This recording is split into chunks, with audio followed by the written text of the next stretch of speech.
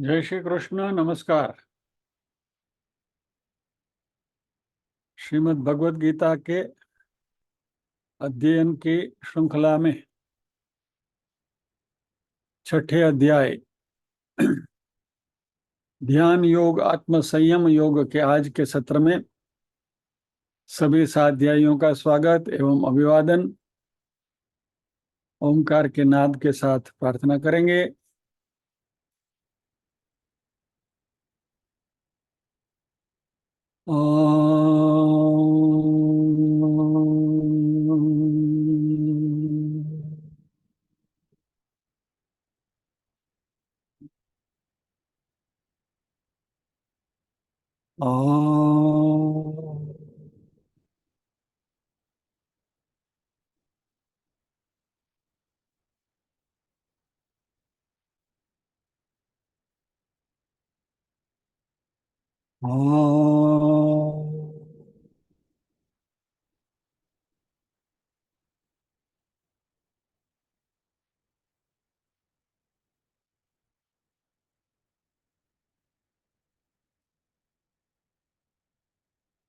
वक्रतुंड महाकाय सूर्यकोटि समप्रभ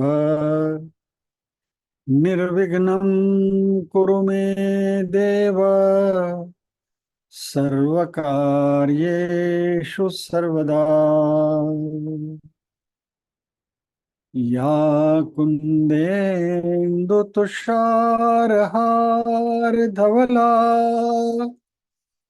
या शुभ्रवस्त्रावृता या वीणावरदण्डमण्डितकरा या श्वेतपद्मासना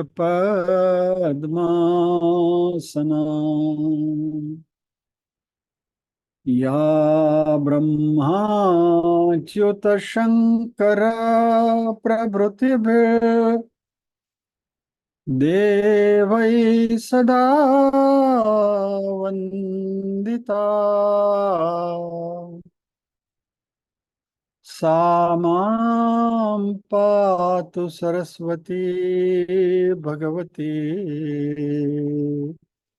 निःशेषजाड्यापा।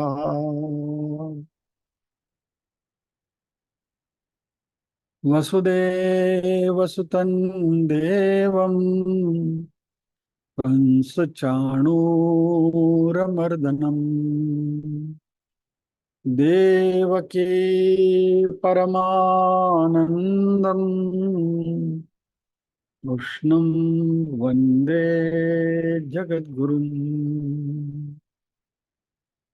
ॐ सहना भवतु सहनौ भुनक्तु सह वीर्यं करवावहै तेजस्विनावधीतमस्तु मा विद्विषावहै। ॐ शान्ति शान्ति शान्तिः। यत्र योगेश्वर कृष्णो यत्र पार्थो धनुर्धरः तत्र श्रीर्विजयो भूतिर्ध्रुवा नीतिर्मतिर्मम।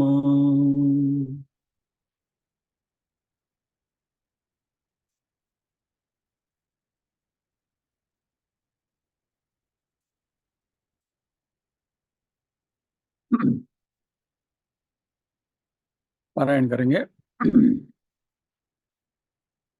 ओम श्री परमात्मने नमः। अथ षष्ठोऽध्यायः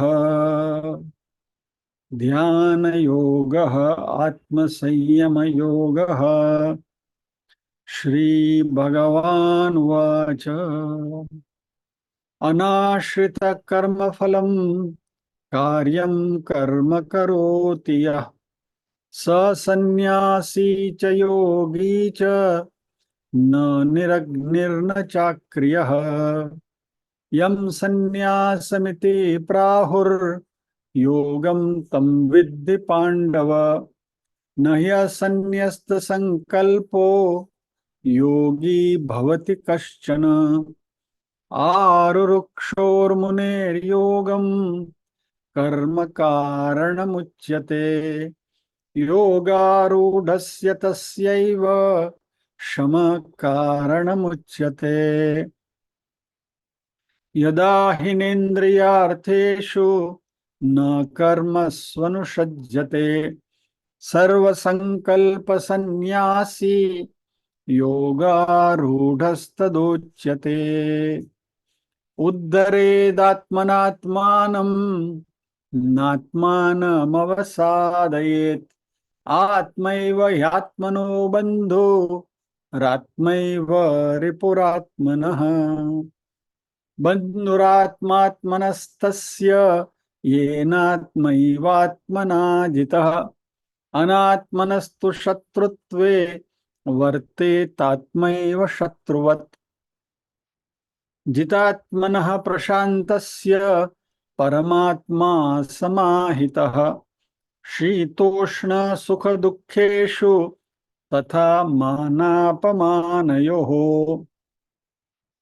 ज्ञान विज्ञान तृप्तात्मा कूटस्थो विजितेन्द्रियः युक्त इत्युच्यते योगी समलोष्टाश्मकाञ्चनः सुहृन्मित्रार्युदासीन मध्यस्थद्वेष्य बन्धुषु साधुष्वपि च पापेषु समबुद्धिर्विशिष्यते योगी युञ्जीत सतत मात्मानं रहसि स्थितः एकाकीयत चित्तात्मा निराशीर परिग्रहः शुचौ देशे प्रतिष्ठाप्य स्थिरमासनमात्मनः नात्युच्छ्रितं नातिनीचं चैलाजिनकुशोत्तरम् तत्रैकाग्रं मनः कृत्वा यत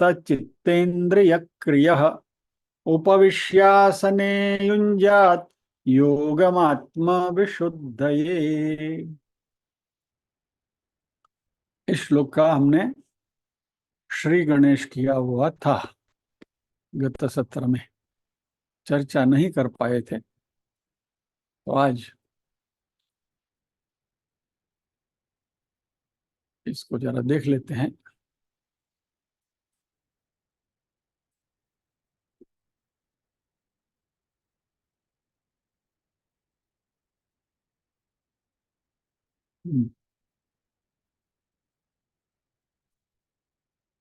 Just to recapitulate,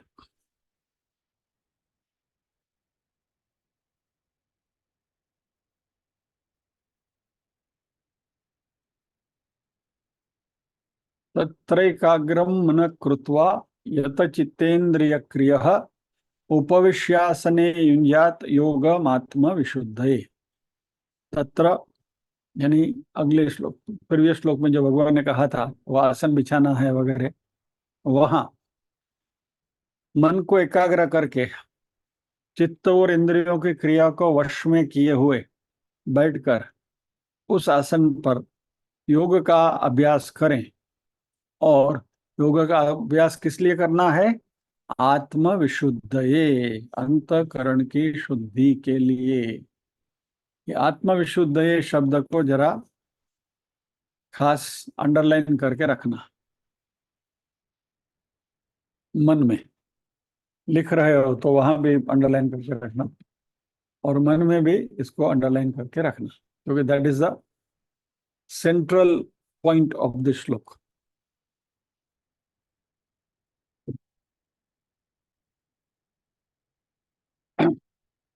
कल जो उहापो विचक्षण की जो बात करी थी ना, वैसे गन्ने का जूस में ये जूस है इस श्लोक का।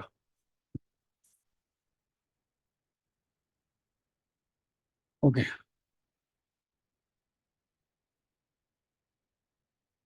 तत्र आसने उपविश्य,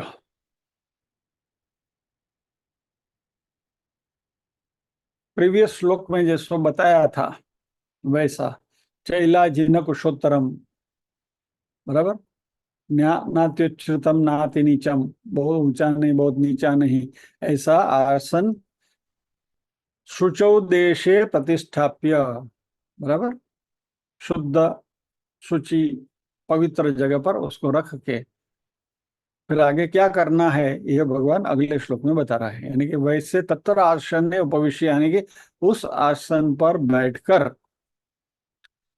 यत चित्तेंद्रिय क्रिय, यानी हमें हमारी सभी सांसारिक गतिविधियों में से अपने आप को अलग करना है। We have to withdraw from all our सांसारिक एक्टिविटीज। चित्त यानी मन, इंद्रिय यानी हमारी इंद्रियां, 10 इंद्रियां, 5 ज्ञान इंद्रिय और 5 कर्म इंद्रिय। यत चित्त इंद्रिय क्रिय, क्रिय यानी इन इंद्रियों की क्रियाएं, यानी कि फंक्शंस ऑफ दिस इंद्रिया।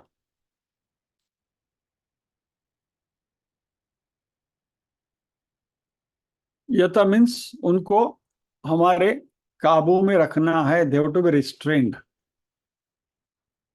तो यहाँ एक भगवान एक बात कर रहे हैं कॉन्शियसली, थोड़ा प्रयत्न पूर्वक हमें हमारी इंद्रियों को हमारे वश में रखनी है, हमारे अंतःकरण को, खास करके हमारे मन को हमारे वश में रखने की कोशिश करनी है।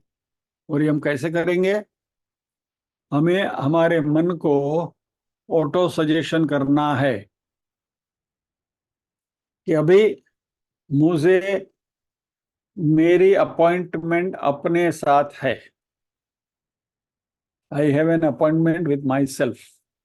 यानी जब ध्यान में बैठने की जब क्रिया करते हैं ना, तो हमें अपने आप से कहना है कि आई have an important appointment and that is with my own self.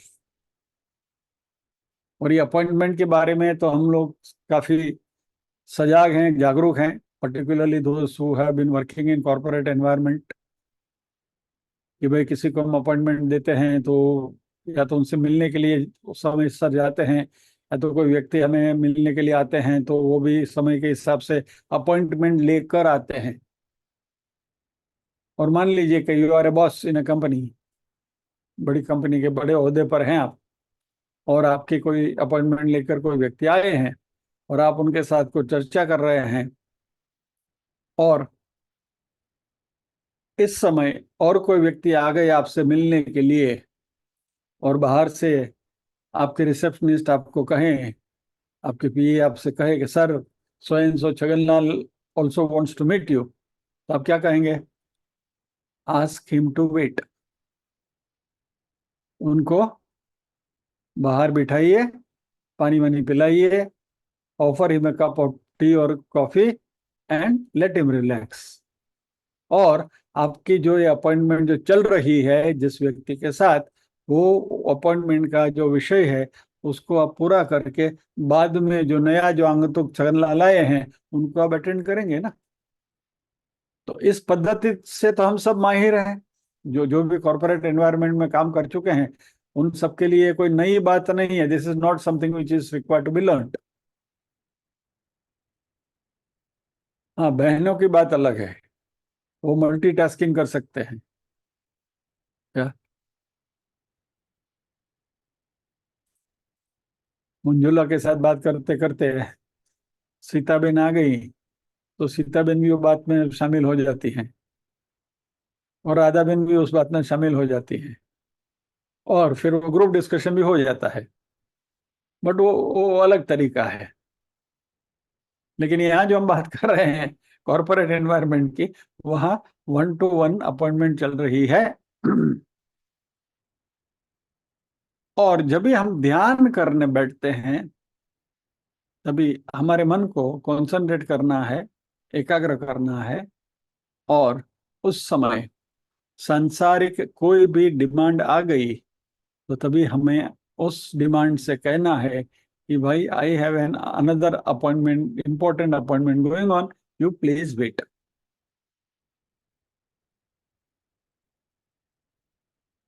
यानी यत चित्तेन्द्रिय क्रिय तत्र एकाग्र मनम कृत्वा, मन को एकाग्र करके इंद्रियों को और मन को अपने वश में करने हैं।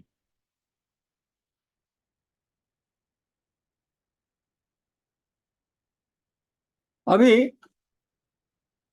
मन को यदि हमने सांसारिक गतिविधियों से, सांसारिक बातों से खींच लिया, विड्रॉ कर लिया, तो क्या करेंगे हम? मन में कोई भी विचार नहीं आने देंगे। Shall we still the mind, यानी मन को बिल्कुल रोक देंगे, शांत कर देंगे।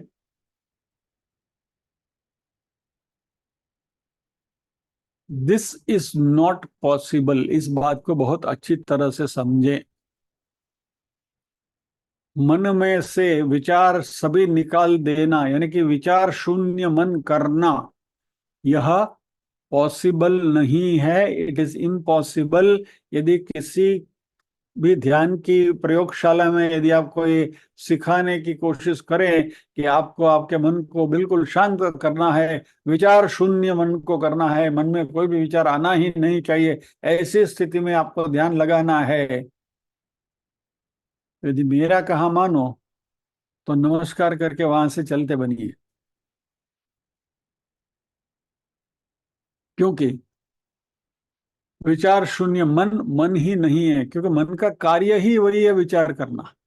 और ये सारी बातें जो मैं आपसे कर रहा हूं, ये भगवत गीता के इस श्लोक के परिप्रेक्ष्य से कर रहा हूं, भगवान कृष्ण की वाणी को मद्देनजर रखते हुए, यानी कि इसमें कोई मनगढ़ंत बातें नहीं है। Mind can not be still, mind can not be thoughtless. इसलिए भगवान ने यहाँ क्या क्या स्पेसिफिकली कहा है, तत्र एकाग्र मनम कृत्वा। मन को एकाग्र करना है, मन को शांत करना, ऐसा नहीं कहा है भगवान ने। तो क्या करना है? एकाग्र करना यानी एक अग्र। बहुत स्पेसिफिक वर्ड्स यूज किए हैं भगवान ने। एक अग्र यानी कि you have to choose one subject, one object, कि जिसके ऊपर आपको ध्यान करना है।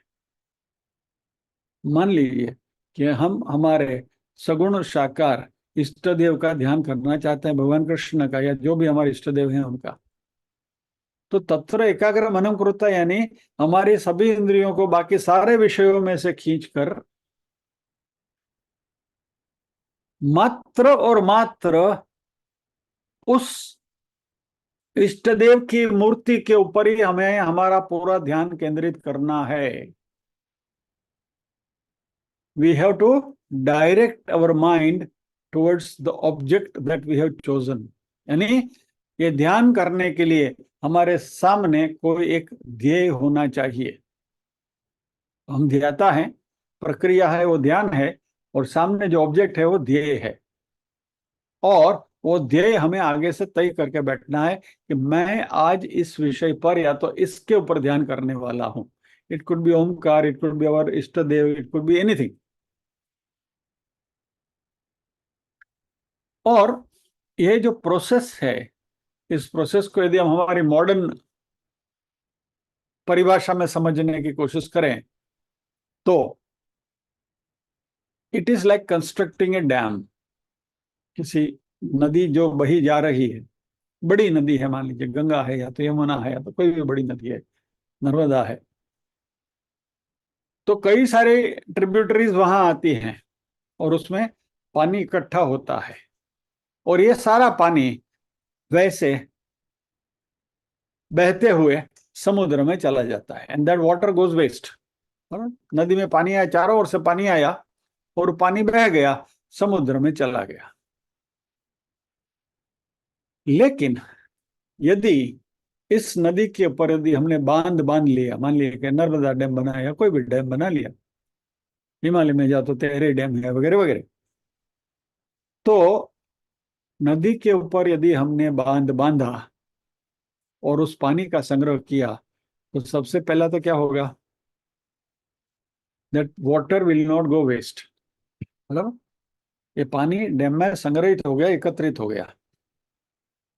That is accumulation of potential energy, विज्ञान की भाषा में बात करें तो, बराबर, इट इज पोटेंशियल एनर्जी। आप उसको संग्रहित कर रहे हो, एकत्रित कर रहे हो, और फिर उस पानी को आप हाइड्रो इलेक्ट्रिक मशीनरी जो है बिजली पैदा करने की, टरबाइंस वगैरह है, उसके ऊपर आप छोड़ते हो। उसकी वजह से टरबाइन चलता है और इससे इलेक्ट्रिसिटी जनरेट होती है, और वो इलेक्ट्रिसिटी से आप बहुत सारे कार्य कर सकते हो। That is, you are converting the potential energy which is stored in the dam into kinetic energy which can be converted into various forms। यानी कि इलेक्ट्रिसिटी आपके पास आई तो फिर उसमें से आप हीट पैदा कर सकते हैं, एयर कंडीशनर चला के आप ठंड भी उसमें से कर सकते हैं, इलेक्ट्रिक इंजन से गाड़ियां चल सकती हैं, एटसेट्रा एटसेट्रा एटसेट्रा। तो the whole process is similar to that. यानी ध्यान करने की जो प्रक्रिया, इसको अभी इसको अच्छी तरह से समझे। ये जो ध्यान करने की प्रक्रिया है, आपको या तो हमें, पहले तो आसन शुद्धि की बात करी भगवान ने प्रीवियस श्लोक में, अभी आपको उस आसन पर बैठकर जो ऑब्जेक्ट के ऊपर आपको ध्यान करना है, उस ऑब्जेक्ट के ऊपर मन को केंद्रित करना है। यानी कि मन को विचार शून्य नहीं करना है, उसकी प्रयत्न भी नहीं करना है। आप कोई भी एक ऑब्जेक्ट करके बैठे, आज मुझे ओमकार के ऊपर ध्यान करना है, ठीक है, बैठ गए। फिर आगे उसके भी प्रोसीजर आने वाली है कि वो प्रोसीजर कैसे भी वो करना है, वो भी आगे भगवान बताने वाले हैं। वेरी साइंटिफिकली ये पूरी ध्यान की प्रक्रिया चैप्टर में भगवान बता रहे हैं। एंड वी हैव टू, इसको हम बहुत अच्छी तरह से समझ कर यदि ध्यान करेंगे तो आनंद आएगा, और it will be fruitful also. तो सबसे पहली बात तो ये है, मन जो है, मन की शक्ति बहुत है।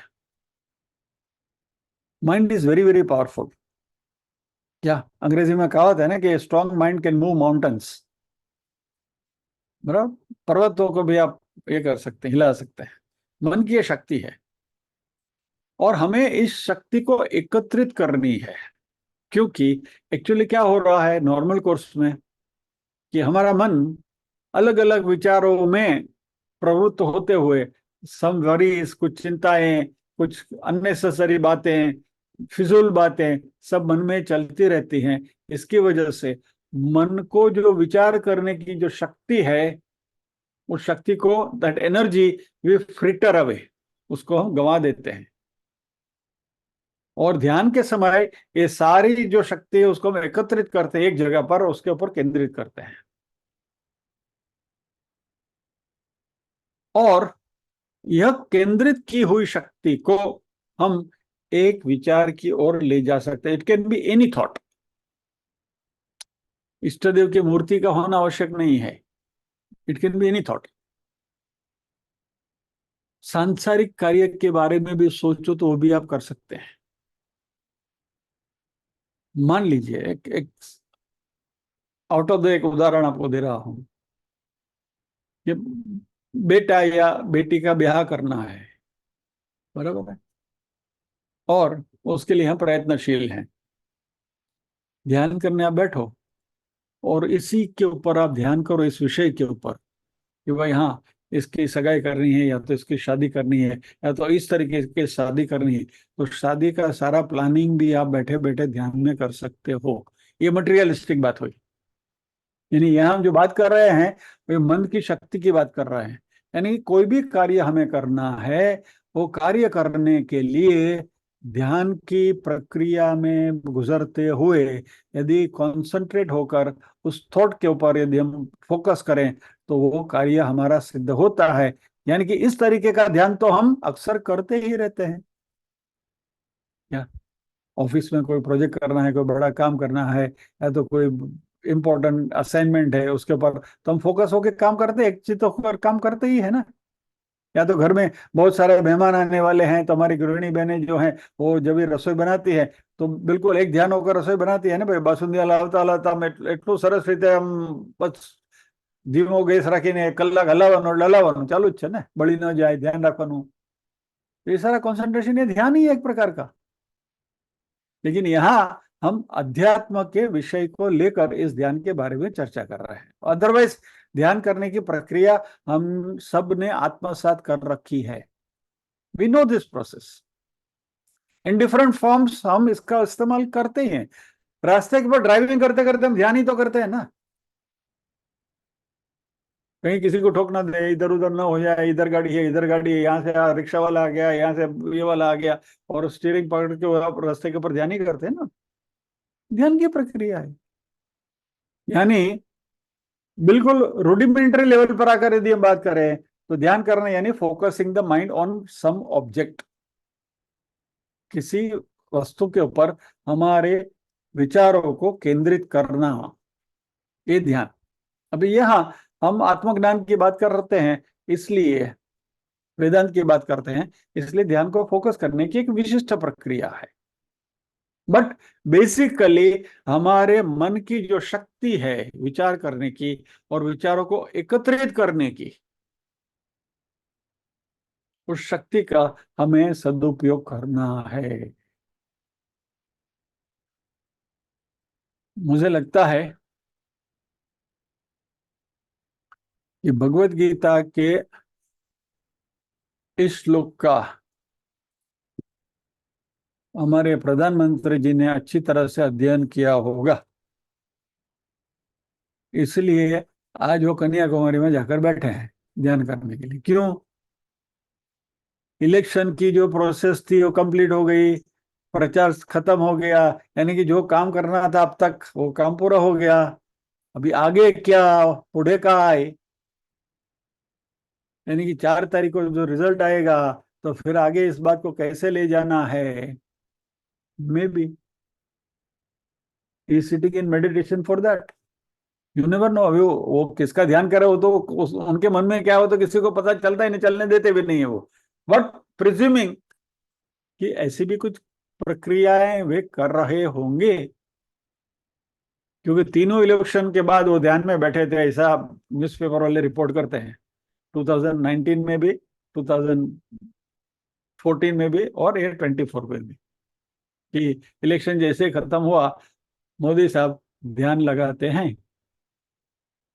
तो कहने का तात्पर्य क्या है कि मन की ये जो शक्ति है, इस शक्ति को एकत्रित करके इसके ऊपर बांध बांधना है, डैम बनाना है, सो दैट वो जो एकत्रित की गई जो शक्ति है, that potential energy that we have stored, it can be used for productive purpose, यानी कोई अच्छे कार्य के लिए हम उसका उपयोग कर सकें। इसलिए कृष्ण कहते हैं तत्र एकाग्रम मन कृत्वा, कन्वर्जिंग द माइंड। मेडिटेशन है ना, it is like a lens, जो बहिर्गोण दृक्काज होता है ना, लेंस। बराबर। अभी मान लीजिए ये बचपन में ये धंधा हम कर चुके हैं, हम सबके सब कर चुके हैं। हाथ में कागज लीजिए और दोपहर को 12 बजे सनलाइट में रखिए, कागज को कुछ होगा? कुछ नहीं होगा। ऐसे क्या करें, आपके हाथ में ऐसे पकड़ के रखोगे। लेकिन ये दूसरे हाथ में आप लेंस ले लीजिए, बराबर, और लेंस को उस कागज के ऊपर आप फोकस करिए, सूर्य की किरणों को, कागज जल उठेगा। Right? This experiment we have done, बचपन में किया है, स्कूल डेज में। व्हाट वी हैव डन, सूर्य की किरणों की जो शक्ति है, जो एनर्जी है, वह वैसे ही कागज वहां है, लेकिन उसको वो कुछ नहीं करता है। बराबर। जैसे लेंस रखा आपने, व्हाट वी हैव डन, परावर्तित किया उसको, we converge that source of energy at one point, focus किया, और उसकी वजह से यहाँ ऊर्जा पैदा हुई, अग्नि पैदा, अग्नि से ऊर्जा, वी जनरेटेड एनर्जी, ऊर्जा पैदा किया हम। बस ध्यान यही करता है। जैसे सूर्य की किरणों में जो शक्ति है, वही शक्ति मन के विचारों में है। और इसी तरह हम हमारे मन को लेंस के जैसा बनाकर जिस विषय के ऊपर हमें ध्यान करना है, उस विषय के ऊपर यदि हम केंद्रित करें तो हम उस विषय में ऊर्जा पैदा कर सकेंगे। ये ध्यान की प्रक्रिया है। ये जो लेंस की जो बात करी, एक आड़ बात आपसे कर दूं कि यज्ञ कुंड में अग्नि प्रगटाने के लिए भी लेंस का प्रयोग किया जाता है। दो मेथड्स है। एक अरणि मंथन है, जिसमें एक पर्टिकुलर टाइप का जो पेड़ आता है उसकी डाली लेकर उसको उसको उसका घर्षण करके, घर्षण से अग्नि पैदा करते हैं और इस तरीके से यज्ञ कुंड को प्रज्वलित करते हैं। This is one of the methods. One more method is this, बड़ा लेंस लेकर सूर्य की किरणों उसके ऊपर फोकस करते हैं और वो लकड़ी जल उठती है। ये भी एक मेथड है यज्ञ में अग्नि प्रज्वलित करने के लिए। इन शॉर्ट, कहने का मतलब क्या है, तत्र मन एकाग्रम कृत्वा, मन को एकाग्र करते हुए फिर करना क्या है, योगम युंजात। योग यानी यहाँ ध्यान, परमात्मा के साथ अनुसंधान करना, इसका अर्थ है योग यानी परमात्मा के साथ अनुसंधान। योगम युंजात, योग यानी ध्यान। इस तरीके से आपको ध्यान करना है। और इस ध्यान करने का मकसद क्या है, मैंने आपसे कहा था कि इस शब्द के ऊपर उसको अंडरलाइन करके रखिए दिमाग में, आत्म विशुद्धये। यहां आत्मा शब्द का अर्थ है मन। यहाँ आत्मा यानी कॉन्शियसनेस या तो सोल इस अर्थ में नहीं है। हमने पहले भी बात करी है कि भगवत गीता में आत्मा शब्द अलग अलग अर्थ में प्रयोजित किया जाता है। इस श्लोक में आत्मा शब्द का अर्थ है मन। आत्म विशुद्धये यानी प्योरिफिकेशन ऑफ माइंड। मन की शुद्धि के लिए हमें ध्यान करना है। तो यहां एक बात को हम बहुत अच्छी तरह से समझ लें कि कृष्ण ध्यान आत्मज्ञान प्राप्त करने के लिए करने को नहीं कह रहे हैं। कृष्ण नहीं कहते हैं कि ध्यान करोगे तो तुम्हें आत्मज्ञान प्राप्त होगा, ब्रह्म ज्ञान प्राप्त होगा। He does not say कि you practice meditation for self realization.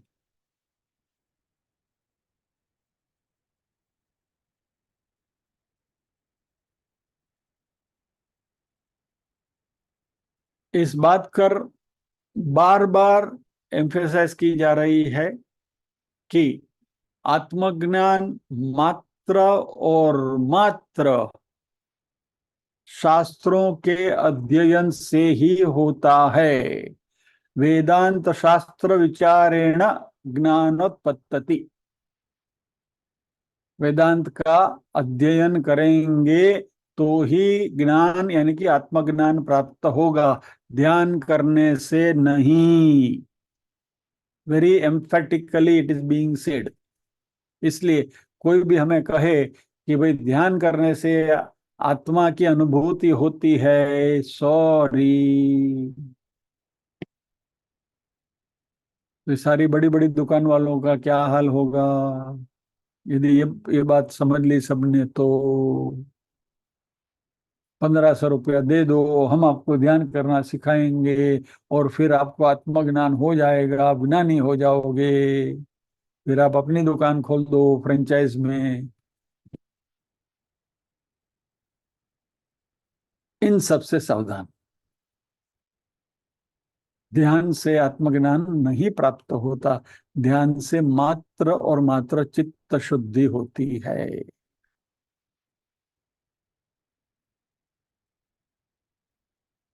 ये उदाहरण दोबारा इस परिप्रेक्ष्य में रिपीट करने को जी करता है, इसलिए कर देता हूं।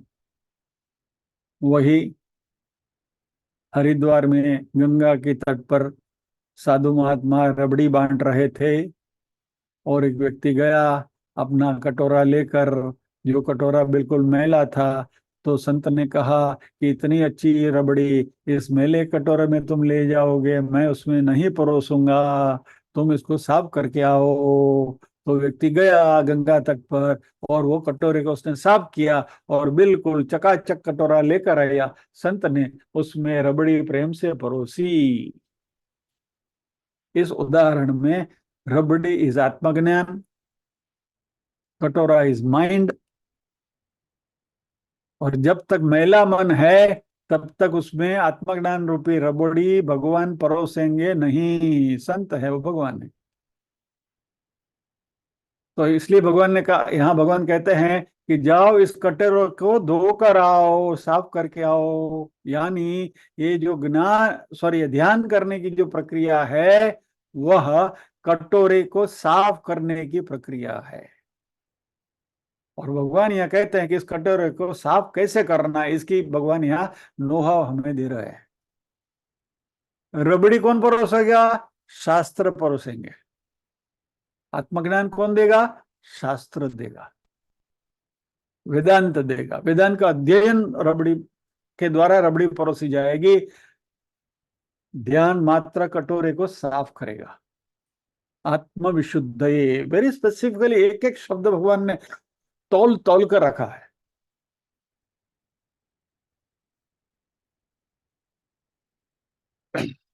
अभी आत्म विशुद्ध यानी मन की जो अशुद्धियां हैं उसको दूर करना है। तो मन की विशुद्धियां दो प्रकार की होती हैं, अशुद्धियां सॉरी। एक है मल और दूसरा है विक्षेप। मलम और विक्षेप, this are the two terminologies. मलम इज गलत विचार करना, अनहेल्दी थिंकिंग। राग द्वेष काम क्रोध लोभ मोह मद मत्सर वगैरह जो हमारे षड रिपु हैं उनके साथ जुड़ते हुए यदि कोई मन में विचार आए तो वो सब सारे विचार जो हैं वो मलिन विचार हैं, मल है, वो कचरा है मन का। किसी के प्रति हमारे मन में घृणा हो जाए, किसी के प्रति हमारे मन में द्वेष आ जाए, किसी के प्रति क्रोध आ जाए, मन में लोभ उत्पन्न हो किसी चीज के लिए, मोह उत्पन्न हो जाए, अहंकार यानी कि मद हो आ जाए, मैं I am so and so, I am so and सो, मत्सर यानी कि किसी के हम ईर्ष्या करने लगे, तो ये सारी चीजें जो हैं वह शास्त्रों ने उसको मलम कहा है, यानी कि मल है, मलिन है, मलिनता है मन की। तो ध्यान के द्वारा हम इस मलिनता को दूर कर सकते हैं, दैट्स द फर्स्ट थिंग। और दूसरी जो इम्प्योरिटी है वह है विक्षेप। विक्षेप यानी मन का बाहर दौड़ने की क्रिया, एक्सट्रोवर्टनेस ऑफ माइंड। हजार चीजें जिसको हमें हमें जैसे कोई लेना देना नहीं है उसके बारे में हम सोचते हैं। क्या?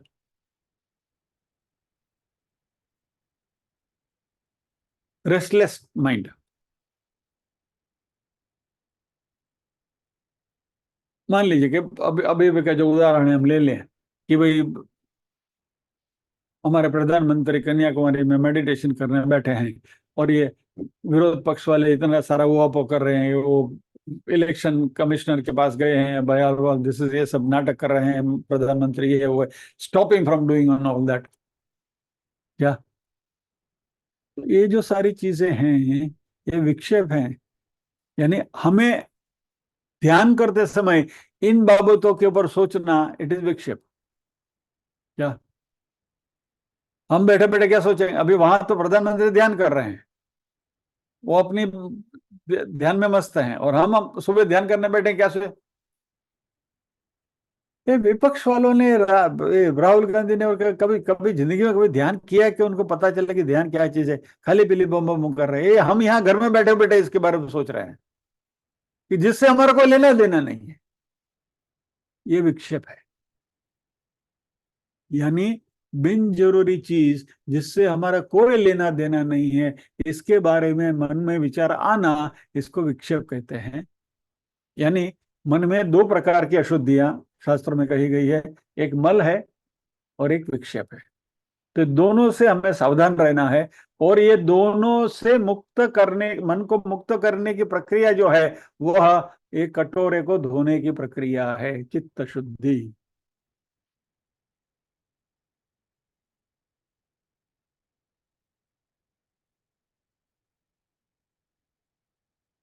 सो मल विक्षेप रूप अशुद्धि निवृत्त्यर्थ ध्यानाभ्यास। मल और विक्षेप रूपी जो अशुद्धियां हैं उसकी निवृत्ति, उसको हटाने के लिए ध्यान का अभ्यास करना चाहिए।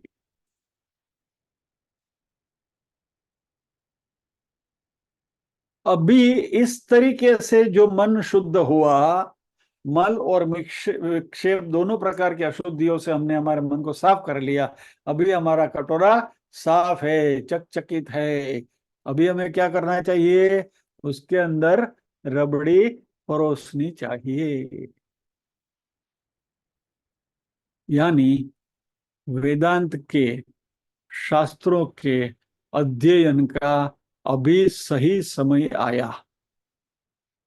This is the right type of mind which is receptive, जो ये अध्ययन करने के लिए हमारे पास तैयार मन है। जो भी उसमें परोसा जाएगा वो आत्मसात होते जाएगा।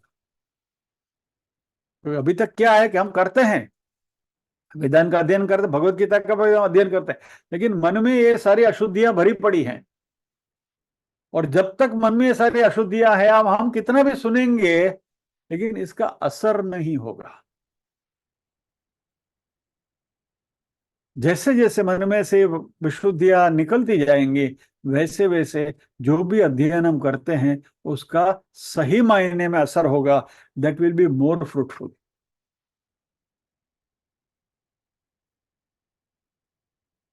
अभी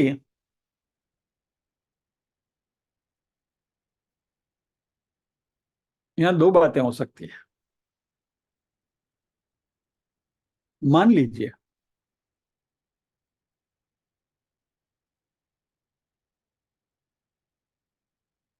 कि हम अध्ययन कर रहे हैं, ओके, वेदांत का अध्ययन हम कर रहे हैं।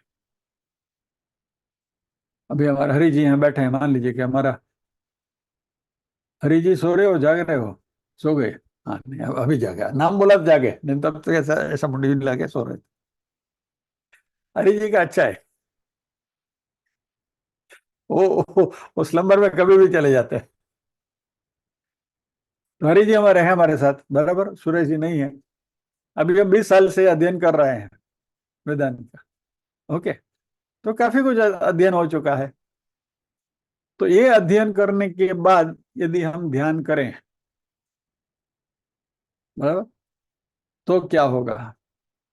और जो हमारे यहाँ साथ कुछ जो नए जुड़े हुए हैं, जो 2 3 4 साल से है, 2 साल से 3 साल से जो बैठे हैं, वो ध्यान करें तो क्या होगा? तो इनके ध्यान में और इनके ध्यान में फर्क क्या? यानी वेदांत का अध्ययन जिसने नहीं किया है वह ध्यान करे तो वो ध्यान का प्रकार कैसा? और वेदांत का अध्ययन जिसने कर लिया है, शास्त्रों के बारे में जिसको पता है, आत्मा के ज्ञान के बारे में पता है, सब कुछ सुना, बहुत कुछ है इसमें, निधि असर नहीं हुआ है। हम ब्रह्मास्मि 1000 बार सुन चुके हैं। तत्वमसि तत्वमसि जो वाक्य है, ब्रह्म वाक्य, ये सारे हम संत महावाक्य जो 4 हैं वो सुन चुके हैं। 2 4 5 उपनिषद भी सुन चुके हैं क्या? और अभी हम ध्यान करें तो क्या, और दोनों में फर्क क्या है? तो इस फर्क को भी हम समझ लें।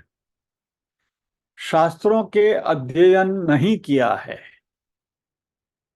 और ऐसा व्यक्ति जो ध्यान करेंगे तो उसका टेक्निकल नेम है उपासना। यह हम उपासना करते हैं, यानी हमारे इष्ट देव की उपासना करते हुए, उनके स्वरूप के बारे में जानते हुए, उनके अंदर हमारी जो श्रद्धा है, हमारी भक्ति जो है, उसको दृढ़ीभूत करते हुए हम आगे बढ़ रहे हैं। और धीरे धीरे आगे बढ़ते बढ़ते बढ़ते बढ़ते वह ईश्वर से परमेश्वर तक, आत्मा से परमात्मा तक हमें वो ले जाएगा वो रास्ता। तो शास्त्रों का अध्ययन करने से पहले इसी प्रक्रिया के द्वारा जो ध्यान करते हैं वह उपासना की प्रक्रिया है। और शास्त्रों का अध्ययन जिसने कर लिया है, बराबर, उपनिषद का अध्ययन कर लिया है, भगवत गीता पूरी सुन ली, हमारे 18 अध्याय हमने, हरीश जी हमारे बहुत बेताब थे, 18 अध्याय कभी कंप्लीट होंगे, we should complete 18 chapters anyhow. चलो हो गए, उसके बाद में उपनिषद भी हो गए, 2 उपनिषद हो गए, तत्वबोध हो गया, विवेक चूड़ामणि हो रहा है, ये हो रहा है। यानी कि ये सब करने के बाद यदि हम ध्यान करेंगे तो उस ध्यान को क्या कहेंगे? उसको हम कहेंगे निधिध्यासन। यानी शास्त्रों के अध्ययन से पहले किया गया ध्यान उपासना, शास्त्रों का अध्ययन होने के पश्चात किया गया ध्यान वह निधिध्यासन। तो उपासना से क्या फल मिलता है? मल विक्षेप निवृत्ति।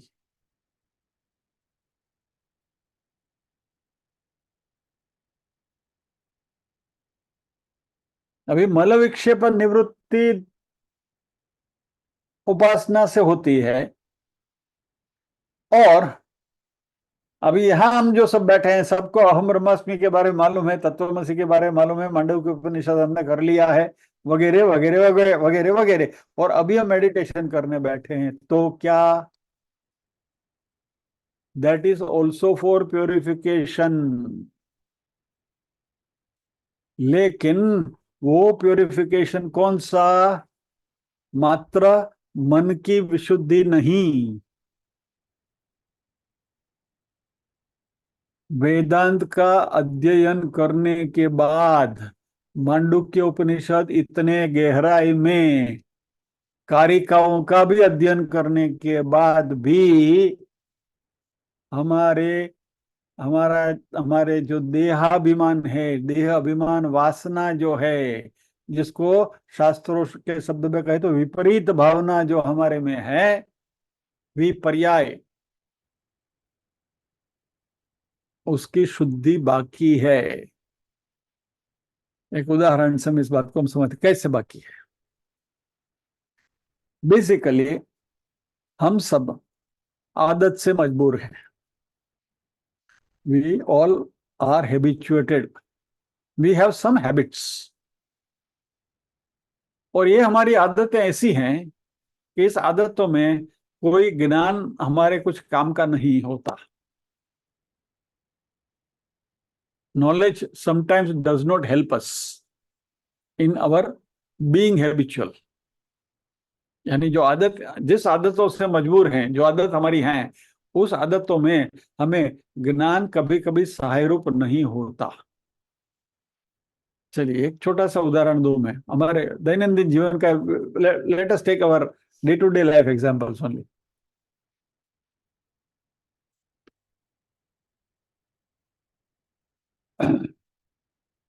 मान लीजिए कि आपने घर का रिनोवेशन करवाया,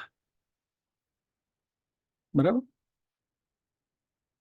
बहुत सारा, बहुत सब फर्नीचर वगैरह सब कुछ बहुत पुराना हो गया था, कंप्लीट रिनोवेशन हो गया, लिविंग रूम किचन सबका इधर उधर कंप्लीट रिनोवेशन। अभी किचन में हमारी जो बहनें हैं वो खास करके इस बात को अच्छी तरह से समझ पाएंगी। किचन का जो आपका जो कंप्लीट तामझाम था, वो आपने सब नया बनवाया। तो पहले नीचे वाले जो ड्रॉर थे उसमें आप चाय शक्कर मसाला वगैरह रखते थे, तो सुबह जब उठकर चाय बनाने जाते तो आज सीधा वो ड्रॉर पे जाता है, और वहां से बाय बाय हैबिट वहां से शक्कर चाय मसाला वगैरह डाल के चाय आप बनाते हैं। अभी आपने रिनोवेशन करने के बाद क्या किया कि वो ड्रॉवर वहां से निकाल कर आपने ऊपर वाले इसमें लगा दिया, तो वहां वाला यहाँ ले आया, इधर वे, जो भी आपको सोचना है सोच लीजिए। अभी ये रिनोवेशन किसने करवाया है? आपने खुद करवाया है। डिजाइन किसने किया है? आपने करी है। नॉलेज आपको उसका ज्ञान है कि भाई मैंने इस ड्रॉवर को यहां से शिफ्ट करके वहां लगाया है, the knowledge is there with you. यही बात पुरुष वर्ग भी सोच सकते हैं, भाई हम किताब इस तरीके इस अलमारी में रखा करते थे, भगवत गीता की किताब यहाँ रखते थे, और अभी हमने रिनोवेशन किया, भगवत गीता वहां से हटाकर यहाँ रख दी गई, और सुबह उठ के पारायण करने के लिए भगवत गीता चाहिए, वो लेने को गए तो हाथ कहाँ जाएगा? जो पुरानी जगह थी वहां। रीजन, वी आर हैबिचुएटेड, यानी हम एक प्रकार की आदत से मजबूर हैं। सुबह चाय करने के समय पर चाय का डिब्बा कहाँ सो ढूंढोगे आप? जहां पहले था। हालांकि आपको मालूम है कभी वहां नहीं है, आपने ही डिजाइन करवाया है, अलग जगह पर रखा है, लेकिन हाथ वो अलग नई जगह पर नहीं जाएगा, पुरानी जगह पर पहले ही जाएगा। फिर आप सोचेंगे हाँ अरे अभी यहाँ नहीं उधर है। बस यही होता है। अहम ब्रह्मास्मि, मैं देह नहीं हूं, ये हमने सीख लिया। The knowledge is there with us, ये रिनोवेशन मैंने किया है, लेकिन अभी तक मैं देह हूं ये सोचने की आदत तो गई नहीं है। वो तो आदत है, देह का हमारा जो ममत्व है वो तो बना ही रहता है।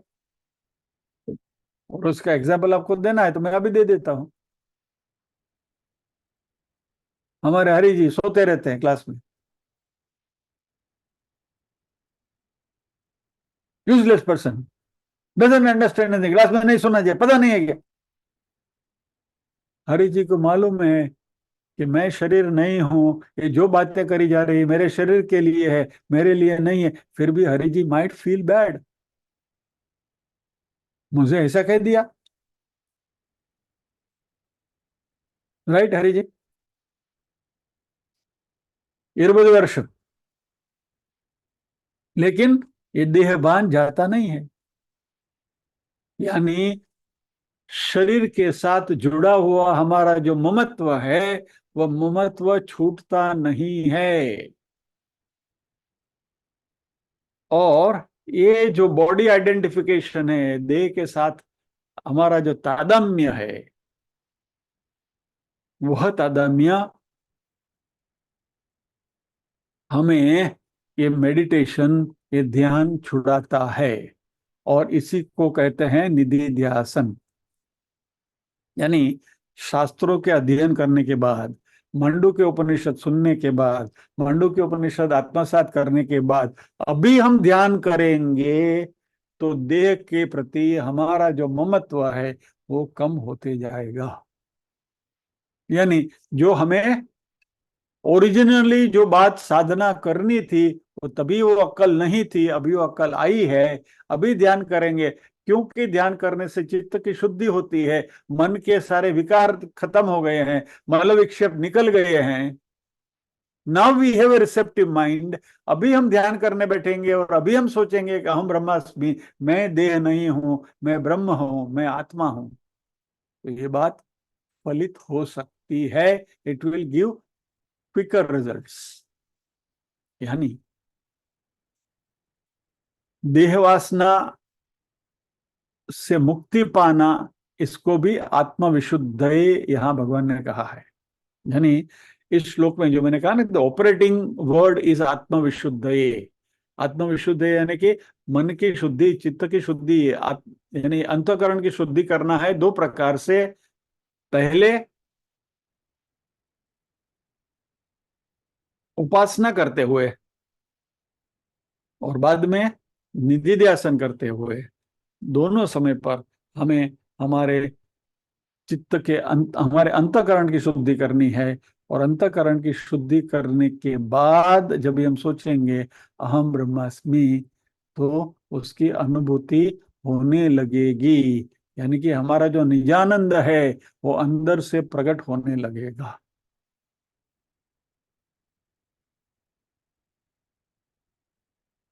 आप सबकी नजर भी घड़ी की ओर जा रही है, मेरी भी जा रही है, इसलिए इस बात को अभी यहाँ हम विराम देंगे और प्रार्थना करेंगे।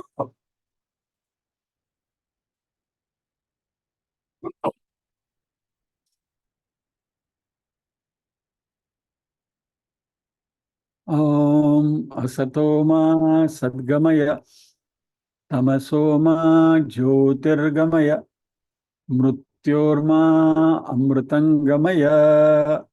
सर्वेषां स्वस्तिर्भवतु, सर्वेषां शान्तिर्भवतु, सर्वेषां मङ्गलं भवतु, सर्वेषां पूर्णं भवतु, लोकाः समस्ताः सुखिनो भवन्तु, लोकाः समस्ताः सुखिनो भवन्तु। नाहं कर्ता हरिः कर्ता, हरिः कर्ता हि केवलम्। ओम शांति शांति शांति। सभी के हृदय कमल में विराजमान परम कृपालु परमात्मा को वंदन करते हुए आज के सत्र को विराम देते हैं। अगले शुक्रवार फिर मिलेंगे, पता नहीं, शायद इस श्लोक के साथ या तो अगले श्लोक के साथ अगले शुक्रवार को देखेंगे। एक बात जाते जाते कहने की इच्छा हो रही है कि ये जो छठा अध्याय है इसका अध्ययन, यानी मैं वक्ता के तौर पे ये तीसरी बार कर रहा हूं। पहला हमारा जो ओरिजिनल पहला बैच है हरिजी वाला, उसमें एक बार छठा अध्याय हो चुका। उसके बाद रोटरी का जो ग्रुप है वहां छठा अध्याय हो गया। वो करीब 3, 3.5, 4 साल पहले हो गया वो। और अभी ये जो हो रहा है हमारे श्रद्धा के ग्रुप में, ठाकुर कॉम्प्लेक्स के ग्रुप में, उसमें तीसरी बार हो रहा है। एंड लेट मी कन्फेस कि इसी छठे अध्याय का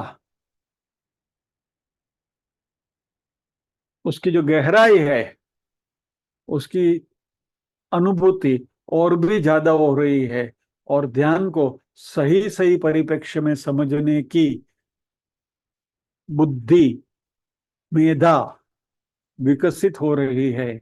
और ध्यान सही परिप्रेक्ष्य में कैसे करना चाहिए उसकी अक्कल अभी आ रही है। यू कैन इमेजिन कि ये विषय कितने गहरे हैं। जितना मनन करते जाएंगे, जितना उसके ऊपर आप सोचते जाओगे, जितना उसका अध्ययन करते जाओगे, उतना उसकी गहराई में आप डूबते जाओगे और बहुत आनंद आता है। पहले छठा अध्याय किया था, दूसरी बार किया था, तीसरी बार किया है। मेरी जो अपनी वैयक्तिक तौर पर मैं अपने आनंद की परिसीमा की बात करूं तो it is totally on a different level. यह अनुभूति हम सबको उपलब्ध हो, ऐसी परमात्मा से प्रार्थना करते हुए आज के सत्र को हम विराम देते हैं। जय श्री कृष्ण।